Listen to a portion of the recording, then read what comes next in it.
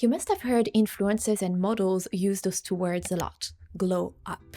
They can be titles like How to Glow Up in 2025, The Secret to Glow Up, How to Prepare and Glow Up for a Hot Girl Summer, etc. You got the idea. The glow up content is typically shared by beautiful women or models who are selling you a lifestyle, or most importantly, a physical appearance, theirs, as one that you should be aiming for. I had seen those videos pass me by on YouTube and social media, but I'd never clicked on them because I wasn't interested. However, recently I got a little bit curious, so I researched it. What I found is that it often shares impossible standards if you were not born wealthy or if you don't look like a model. And because I believe this type of content can be very detrimental to young women, or to women of any age actually, then I wanted to make a video about it. So first, what's a glow up? It is a significant transformation, typically in physical appearance, that is perceived as an improvement. It's the transformation of the ugly duckling into the beautiful white swan. It's Andrea in The Devil Wears Prada, who already looks naturally beautiful, but is told that she looks rubbish and has to become obsessed with clothes and brands and an expensive lifestyle to get her glow up. Or it's Mia's makeover in Princess Diaries. The term glow up started to become popular in 2010, which coincides, of course, with the birth of Instagram. Stories of makeover existed before, of course, like the story of Cinderella, or magazines wanting to inspire you with celebrity looks. But in our modern days, it became an obsession. In this video, the influencer is saying that she looked bad 2 years ago, and she's showing you the evidence with the photo, and she's saying that she looks a lot better now. However, from what we can see, she looks a lot more natural and authentic in that photo from 2 years ago. So I feel that the concept of glowing up is just not healthy. Working on yourself to feel good and safe in your body and mind is a wonderful mission, and one that guides me every day.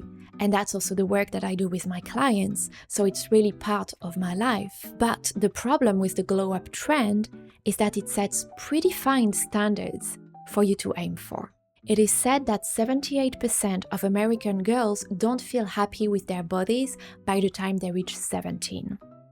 And of course, teenagers is a very tricky time where we become very self-conscious, we start comparing ourselves to other people and tend to feel inadequate. So this is a vulnerable target.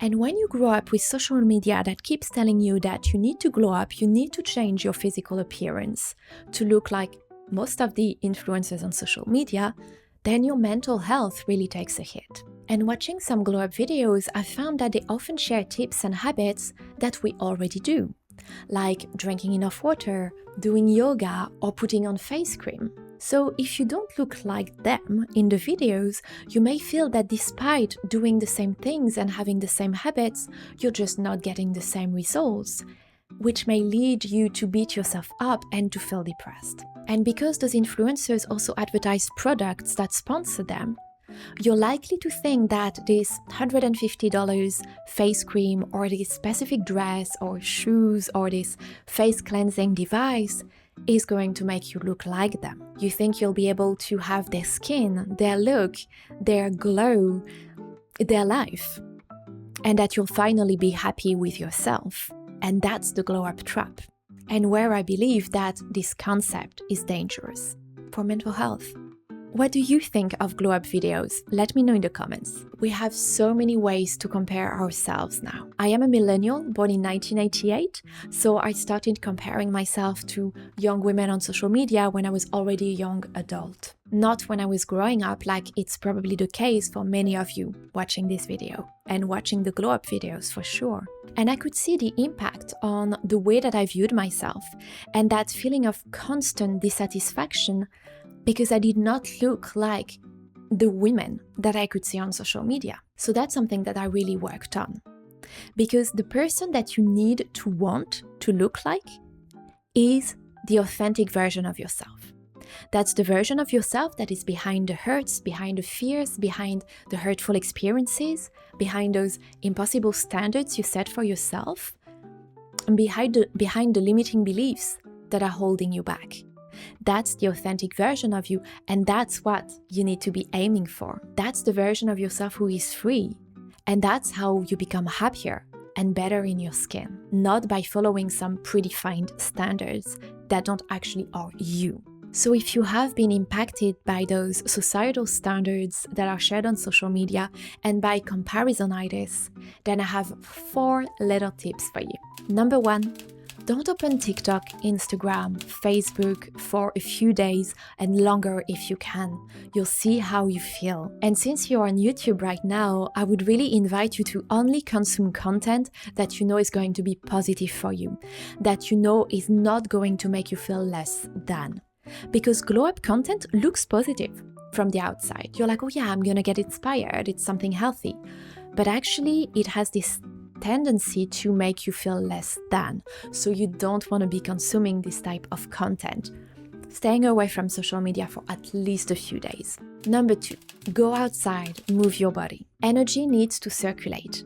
And when you're sitting on your phone looking at those models and influencers, then you are actually draining your energy. So move your body in whatever way feels good for you and make sure that you get some fresh air every day. We spend too much time in our head, ruminating thoughts. So it's really important to come back to the body, and when you are outside, you are getting this sense of freedom again and connection. That's really a great way to get back into the body and out of the head. Number 3, do things you like at least 1 time a day. It can be reading or writing, doing something crafty, creative.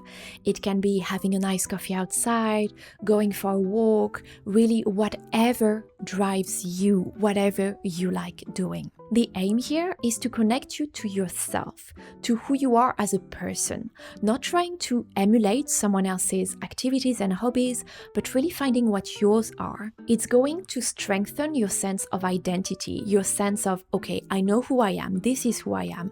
This is going to help you grow your confidence at the same time and help you really enjoy the present moment. You're not trying to become someone else that you're seeing in a video, but you're really trying to reconnect to yourself. Number 4, meet a friend.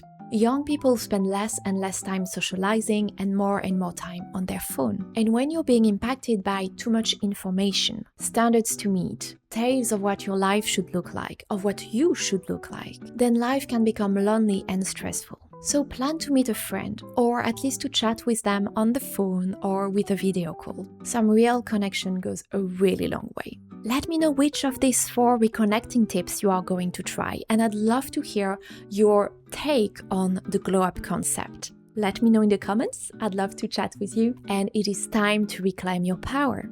Sending you much love. Bye.